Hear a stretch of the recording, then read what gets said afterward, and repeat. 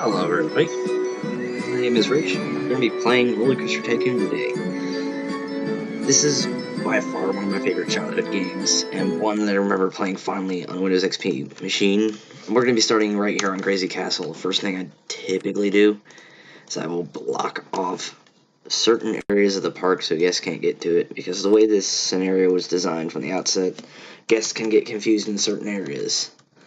And that's probably one of the most annoying things during scenario play, because guests can't get to your rides, you're not going to be getting any money.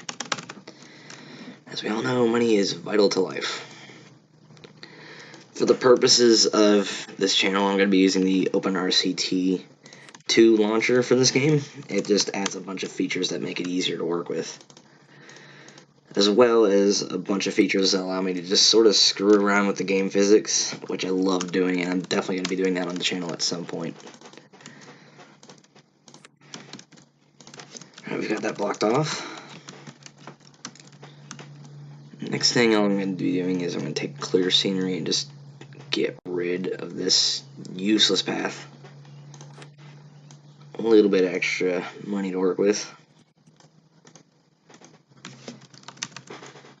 Alright, now that we got some space, and the game's not going to take my direction away from me, we are going to build a couple rides. First thing people typically do is they'll start out with a merry-go-round. That's what I'm going to do here. It's just a simple ride. It'll get people in and get money flowing, and also add some nice atmospheric music to it. One thing I always liked about this game is that even though it's years old, it still hasn't really lost its charm any. It's just one of those games that's timeless, and I just really enjoy playing it. It's gonna stutter every now and then. I have no idea why it's doing that. But I've played this game so much, and I still enjoy it every time I play it. It's one of those games that I'm just going to continue loving as long as I'm alive. I'm going to hire a few handymen, get some staff going.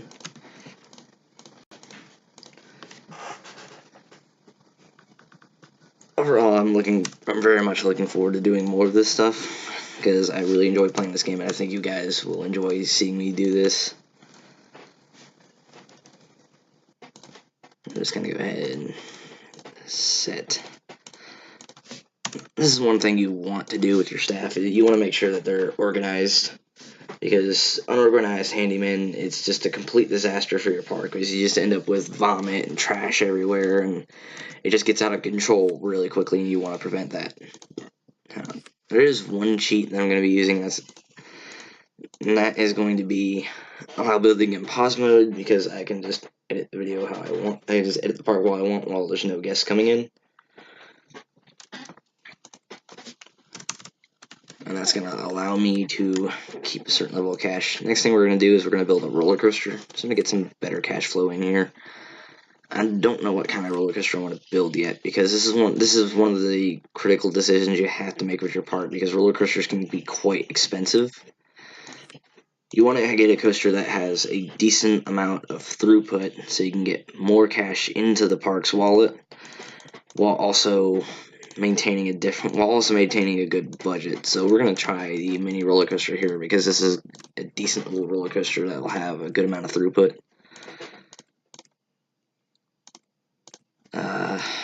Not exactly sure how I want to design this yet, but this is the beauty of this game. You just sort of pick and choose the parts you want to place, however you want to place them. And we're just going to build along the hillside here.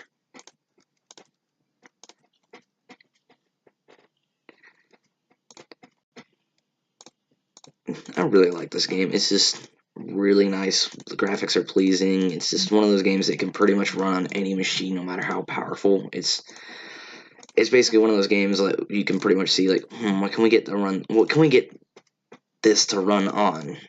And it's just impressive. Like, it's built-in assembly code, which is why I can run on pretty much anything.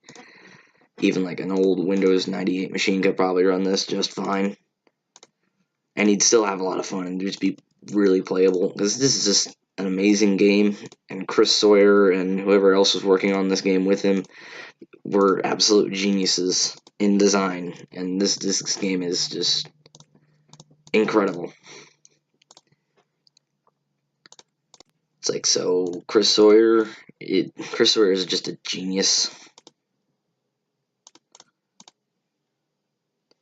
Ah, crap.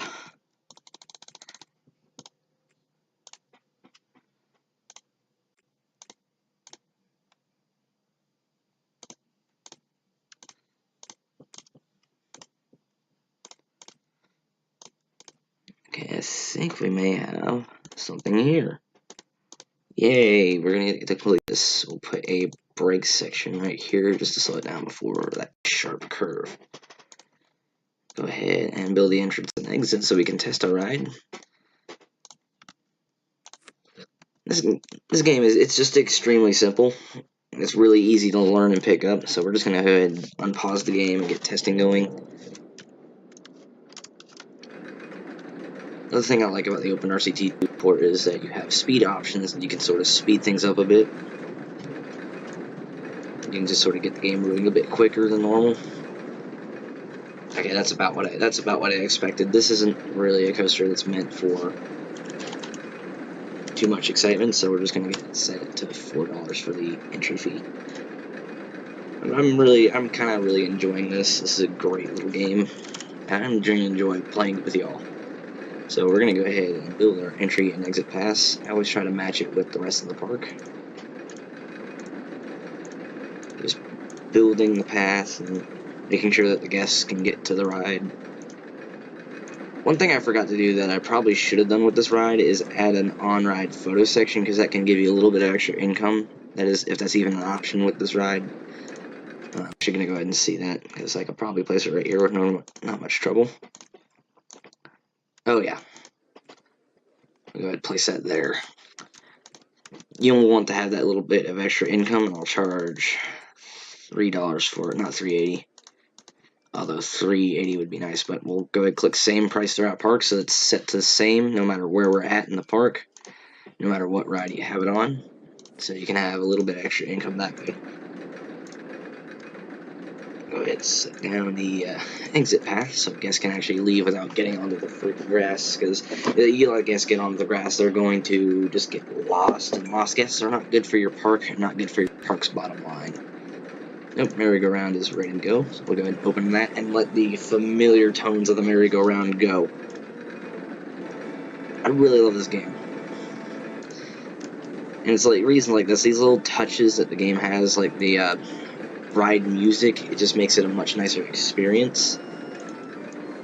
Now, cars in a medieval castle doesn't make so much sense, but I don't care. I like it. I don't know what to name this ride. I'll probably just name it like something super generic and like overdone, like I don't know.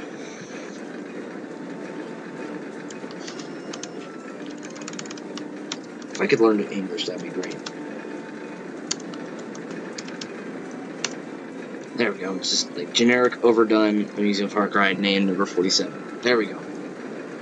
But it serves the purposes for the park just fine. Let's see, and I did add a little bit of excitement adding that photo section.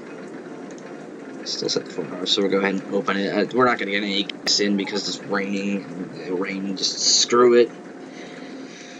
I hate rain in this game because it just interferes with everything, but at least we're going to get some sun later on. Another ride that makes a decent profit is the pirate ship.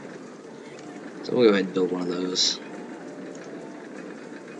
Let's see, we'll place it right there. Entrance there, exit there. Take our path.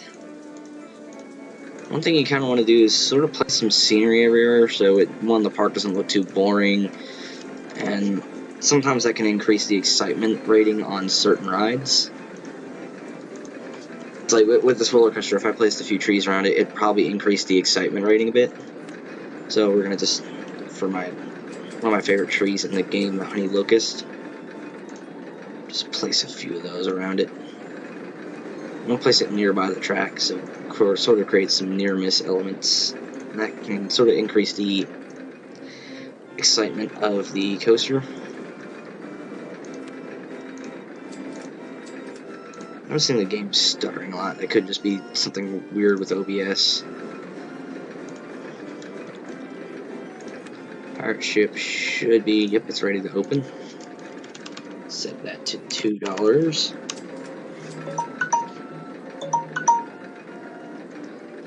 Y'all probably heard that. And of course that means it's time for me to say goodbye. It was really fun playing this game with y'all, and I really hope you enjoyed watching this video. If you did, go ahead and hit that like button and subscribe, and we'll see y'all in the next episode. This has been Rich Plays. Rich out.